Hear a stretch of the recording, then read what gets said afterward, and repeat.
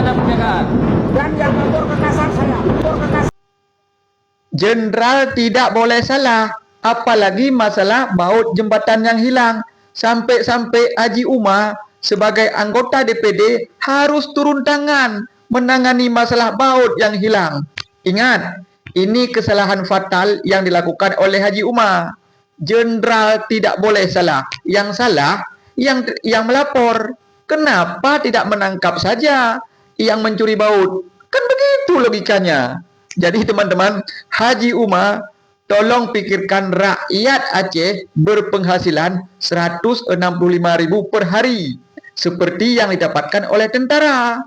Itu yang Anda pikirkan. Bukan melawan jenderal. Jenderal loh, ingat, atasan tidak boleh salah. Yang salah itu tetap bawahan.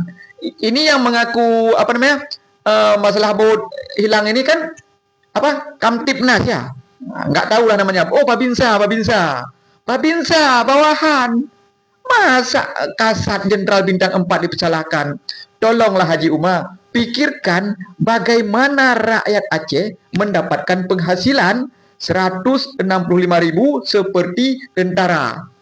Anda sebagai dewan, itu yang Anda permasalahkan, bukan cari-cari kesalahan jenderal. Jenderal loh. Haji Umar, Haji Umar. Kasalah Haji Umar kali ini apa?